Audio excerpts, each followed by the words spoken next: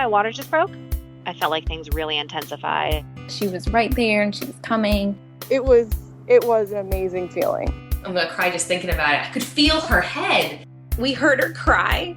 We were squeezing hands and she was screaming. I'm Bryn Hunt-Palmer, and you're listening to The Birth Hour. This podcast is designed as a safe place for women to come together to share their childbirth stories. Stick around and join us to hear informative and empowering birth journeys from women all over the world. Today's guest is Shalome, who is a mom to 3 living in sunny Australia. Shalome wants to live in a world where women approach their birth with excitement and awe. She's had 1 highly medicalized hospital birth and 2 sensational home births, which taught her that a little preparation can make all the difference, and that you can feel like a total rock star when you birth, regardless of how you birth. Today, she's going to share the stories of her 3 births, including 1 orgasmic birth, which you don't exactly hear every day. So please enjoy today's show and Shalome's awesome Australian accent. Hi, Shalome. Welcome to the Birth Hour. I'm so excited to have you here today. Thank you. Excited to be here.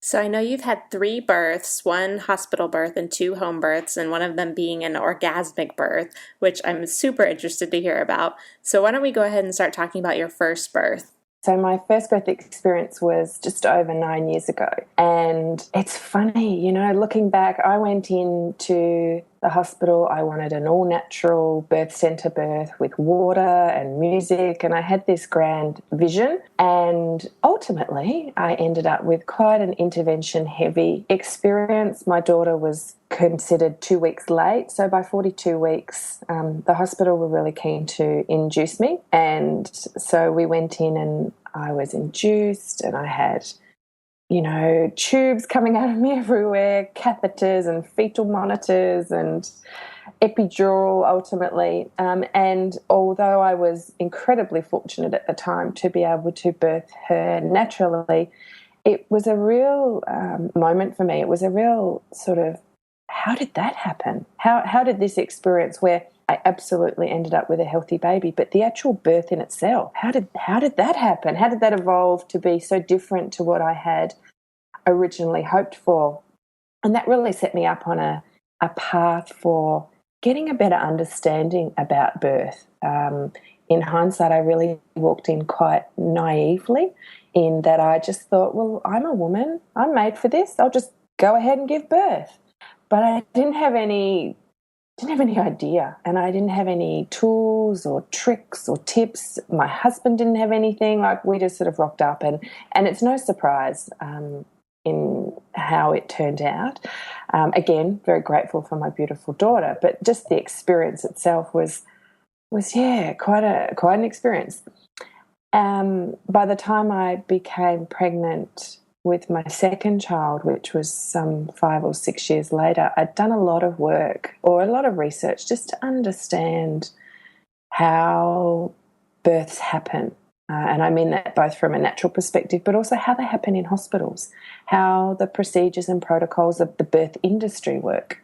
And I ultimately, at about 20 weeks, made the decision to have a home birth with my second baby. I remember I went to the local hospital for a checkup at about 20 weeks with the midwife, and I said to her, I want to come in here as late as possible, i.e. labour at home for as long as possible. I just want to have my baby, and I want to leave as soon as possible. And as soon as I said that, I thought, why am I even coming to a hospital?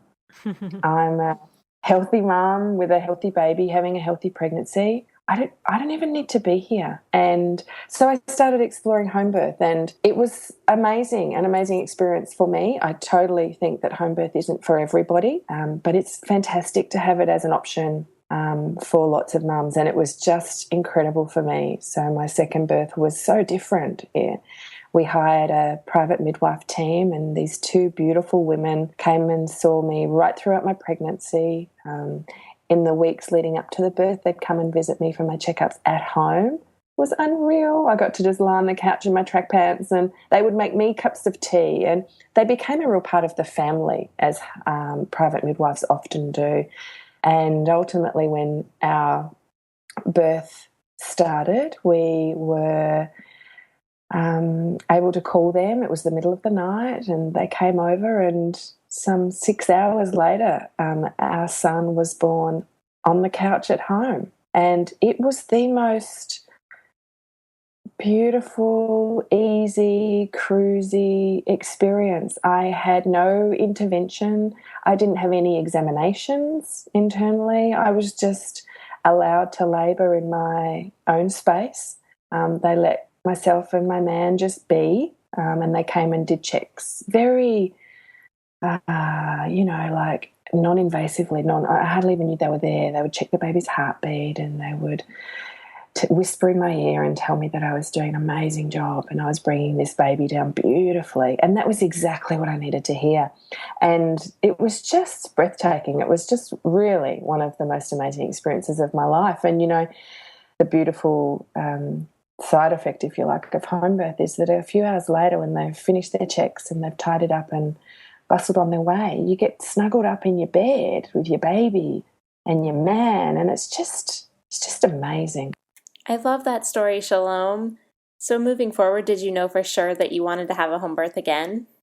About 12 months later, I was able to do it all again. We got pregnant quite quickly, unexpectedly, with our third baby, and it was a no-brainer for me, and my man even. He became a home birth convert in the process. We had a really quite short and intense labour, 2.5 hours, and there she was. It was like, just something I did after dinner, just popped out a baby. But it was great. We had the same private midwifery team, the same women, they were just came in, we got it going, and she was born in the shower, actually. I remember my midwife saying to me, would you like to hop out and even just get onto the bathroom floor? And I was like, I can't, she's coming. And she did. And she, my man caught her, and we walked through to the bedroom and just got straight into bed. It was just divine. It was, and a real journey from my first birth to my last. It was a real range of experiences in between. And I was just really fortunate, I think, that I had the support available and the options available, and that I knew that I had choices. That was the big journey that I went on from my first birth, where I just did what I was told. I was part of the medical birth journey, and these were the steps that you take, and this is what happens, and if this doesn't happen by this time, this is what we do. And I just did what I was told, and I realised that it's actually possible to have much more of a voice in birth and a choice in birth, and that's what I went on to do in my next experiences. That's such a wide range of experiences to go through, and I know you mentioned that there were some resources that you turned to when you were trying to decide to have a home birth after your hospital birth. What are some of those resources? Can you share them with us? First of all, I started talking to women about their birth experiences, particularly women who'd had experiences different to me. So the women that had birthed without drugs, or the women that had birthed at home or birthed in water. I really wanted to get a feel about what was possible. So I really started exploring what happens, what other birth experiences are available out there.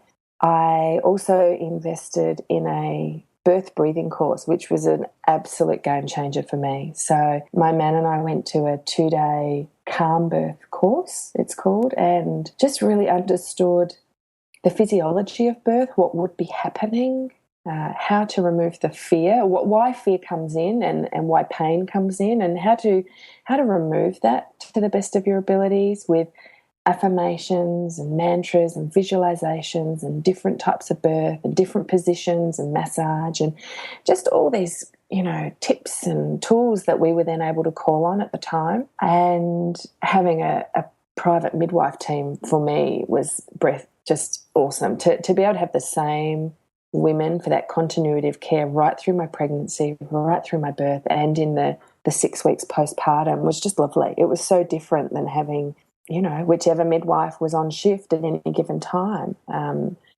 To not be talking to strangers, I guess, about, this really intimate, vulnerable experience I was going through. And so having private midwives was a brilliant investment for us. And I guess I really decided to own my birth this time.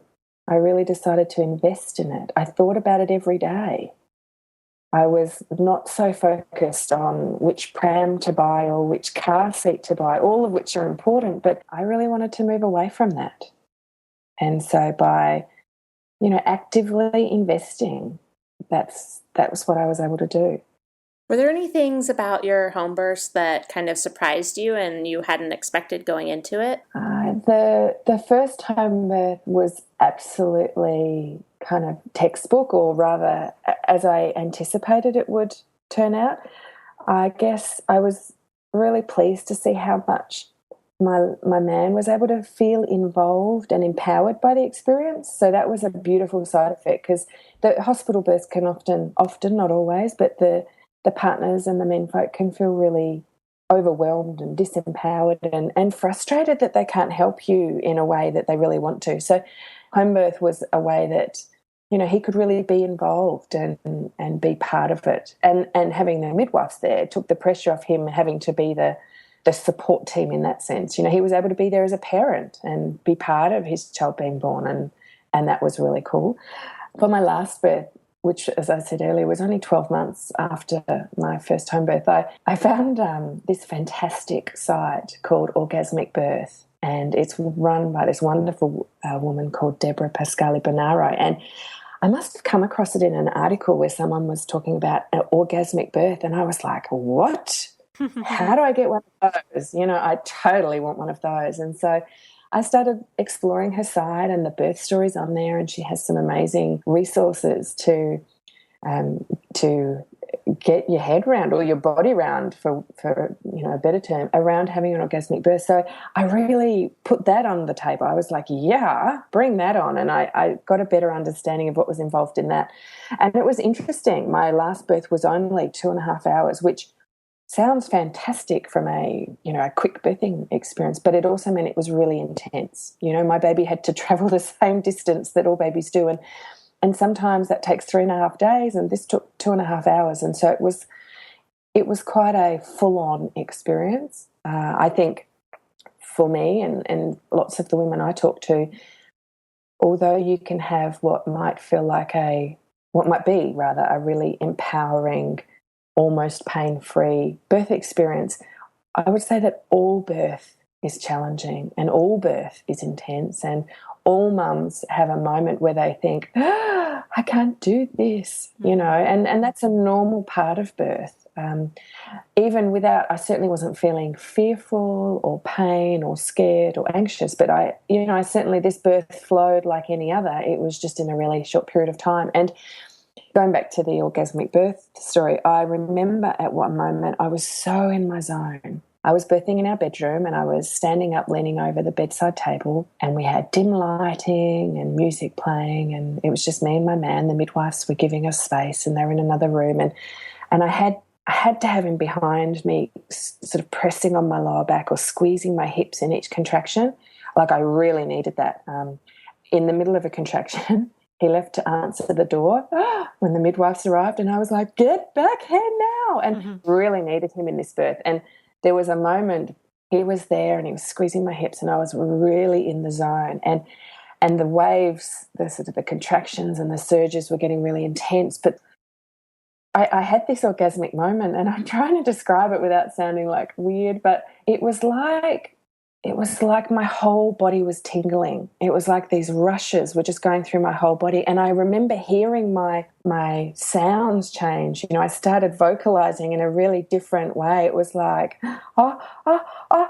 And I remember thinking to myself, I couldn't speak, but I remember thinking, I've got to ask Brendan about that later. I've got to ask him if he heard that, because that was amazing. And there was like 2 or 3 contractions. It probably went for about a minute, where I was just in this, like, I was high. It was just delicious. I absolutely loved it. It was just really cool. I can't even describe it. It was certainly different to a sexual orgasm. I would describe it as more of a sensual orgasm. Like, I just felt on fire and amazing and really womanly and curvy and feminine. I felt like a warrior, giving birth. I was just so in my zone, and it was really cool. That totally rocked my world. That is crazy cool. So in that moment, were you drawing on the things that you had learned from the Orgasmic Birth website, or did it just kind of happen for you? What was that like? Do you know, it actually just happened, and I think all I did was I opened myself up to the possibility. You know, in my birth plan, which I only wrote in my head this time, but in my plan I was like, yeah, let's put orgasmic birth down there. And so I set that intention, I guess. You know, I didn't expect it. I wasn't doing anything differently. You know, I was birthing. I was fully sort of focused on that. But in the weeks leading up to it, reading or other orgasmic births, and just opening myself up to the fact that that was possible, I think was all it took for me to have that experience. Obviously, I also felt incredibly safe at home. And I think there's a real parallel. I've read some fantastic quotes, one by Dr. Sarah Buckley, who's an Australian GP and has a beautiful book called Gentle Birth, Gentle Mothering. And one of the quotes I've read of hers, which I'm paraphrasing, is that there are similarities between where we give birth and how we make babies. And so creating an environment that is not unlike that in which you made your baby is really cool. This is definitely me paraphrasing now, but she talks about the fact that recreating an environment that is safe and private and intimate when you birth your baby makes it much easier for you to get into your birthing zone and to bring your baby down.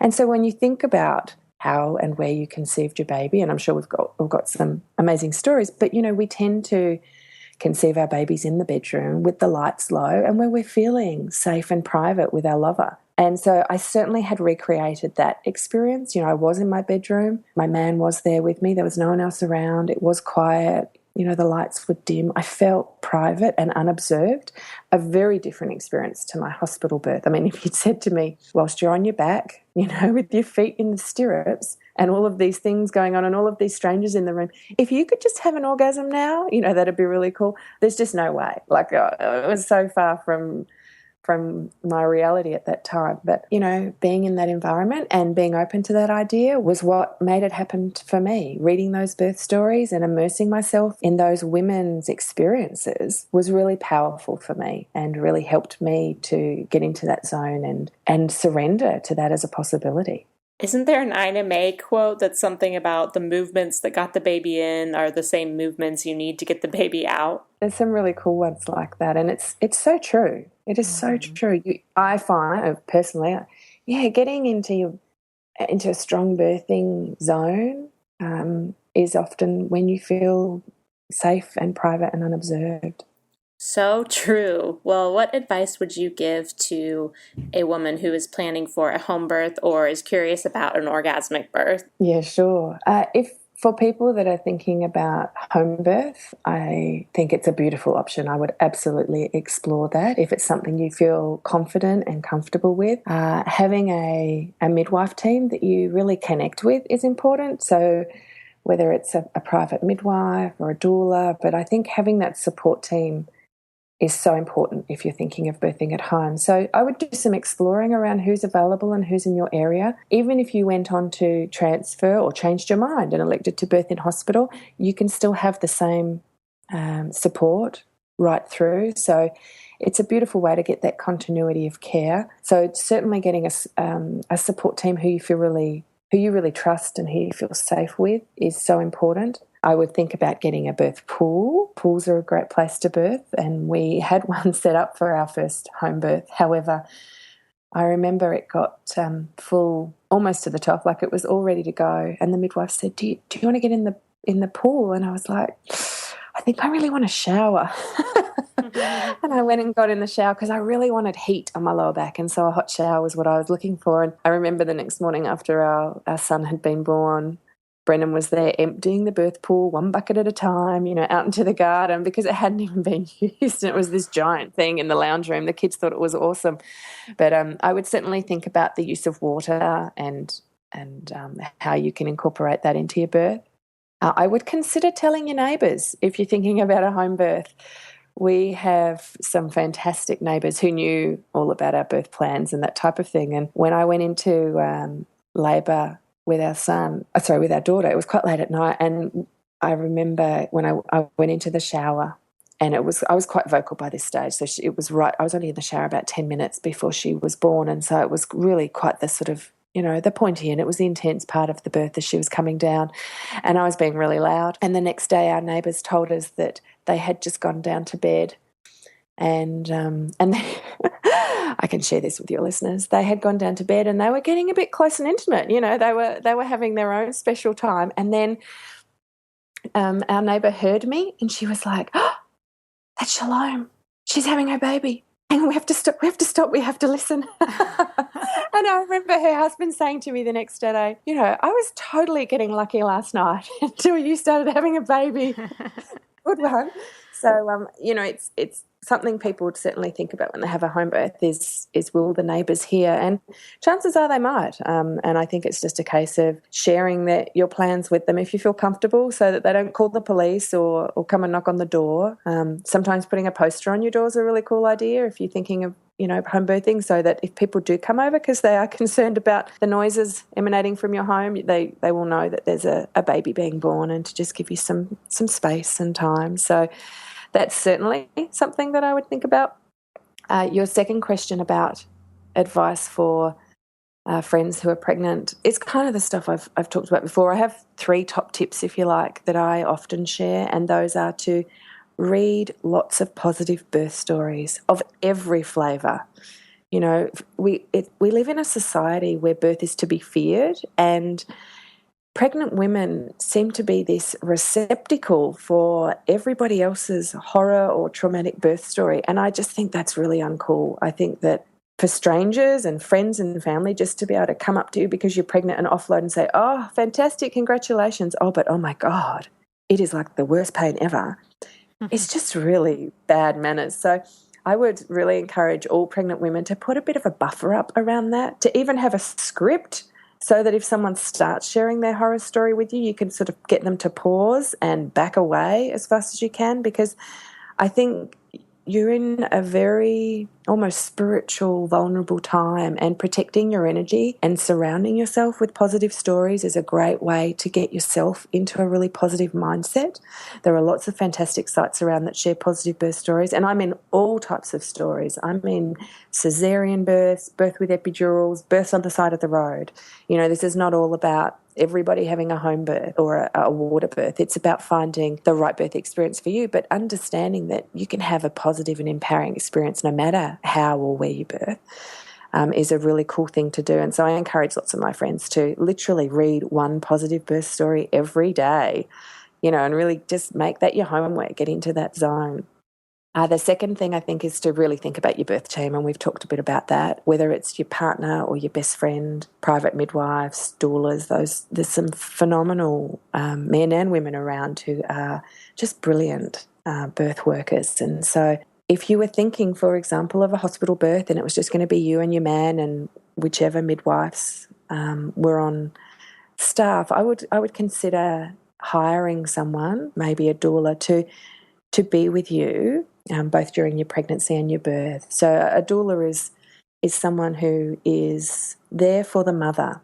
She's not a midwife. She's more of a beautiful birth support person who's got a really good understanding of birth and been to other births. She'll suggest different birth positions. She'll help you set up a bit of a birthing cave so you can really get into your zone. And I would encourage anyone who's thinking about birthing in a hospital to have someone like that there, just so you've got that continuity. They can be a great birth advocate for you as well. When the hospital are wanting to talk to you about, next steps, procedures, things like that. While you're in your birthing zone, it can really help to have somebody there who can be your voice in some ways. The other thing I would encourage is to really start to trust in yourself, to believe you can do it, to do the things that you need to do, a breathing course, reading books, exploring different birth techniques, but really treat your birth as a really important event in your life. And I don't mean that just because you're going to meet your baby, which is a really important event in your life, but the actual birth itself will have ripple effects, I believe, throughout the rest of your life. It's an experience you'll never forget. And so doing the work or the preparation beforehand to make that journey, that transformation, as amazing as possible is absolutely something I would do. We spend so much time fearing the birth and focusing on meeting the baby, which is really amazing. But the fearing the birth bit and not doing what we can do to make it a really empowering, affirming experience, I think is what a lot of women are unfortunately missing out on. And I think there are things that we can all do to really, own our births and invest in our births. And even if our births don't turn out the way we plan, that's okay. I mean, birth is very fluid. It's not a known quantity, but to feel informed and empowered enough so that if you do need to make different decisions or you are faced with choices you weren't expecting, that you can respond in a way that you feel good about instead of feeling pressured into or traumatized by. So I would certainly encourage women to own their birth experiences. That is amazing advice. I agree with all of that. Thank you so much for sharing your story and for sharing all of your wisdom. Is there anything else you want to say before we sign off? I would like to say that the one thing that I've done since I had my birth experiences, when I had my last baby, I mean, I must admit, I got a little bit addicted to birth. That feeling of bringing my baby down, I have never felt more feminine and alive and amazing than in those moments. And when we had our last baby, and she is our last, I remember thinking, what will I do with all this information? What will I do? How will I connect with other women? How will I share this with them? And I'm so thrilled to be able to say that I've just recently released my own digital baby, which is called the Rockstar Birth magazine. And your listeners can find it at www.rockstarbirthmagazine.com, and that is where I've been able to create an online magazine. It's 12 issues. 9 issues go through the 9 months of pregnancy, so there's 1 issue aligned to each month, and then there are 3 issues for your postpartum period. And that's where I've really been able to infuse a lot of the knowledge and a lot of the understanding, and I've got like 150 contributors who have shared their birth stories or their wisdom or their experience and insights. And it's just this really rich source of creating your own rockstar birth, whatever that means for you, so that when you do give birth, I absolutely want you to feel like a total freaking rock star. I want you to feel amazing and on an absolute high. And that's why I've created this magazine, so that I can do my small bit to help you get there. So I'd absolutely love people to head along to that site. The first issue is free and you can download it at any time. So I would love more and more women to feel like an absolute rock star when they give birth. Yes, I hope everyone can check that out. It's such an awesome project with really helpful information and beautiful images and beautiful stories. So congratulations on the launch of that. I'm really a big fan. Thank you. Thank you again, Shalome. It was so great talking to you today. My pleasure. You can find links to Rockstar Birth Magazine and connect with Shalome on the show notes page at thebirthhour.com/podcast/orgasmic birth. And you can connect with me on Instagram and Twitter at The Birth Hour. Thanks so much for listening. If you enjoyed today's show, head to thebirthhour.com to sign up for our newsletter. And if you really like the show, please subscribe and leave a review in iTunes. I'm Bryn Hunt Palmer, and you've been listening to another episode of The Birth Hour. Thanks again, and see you next week.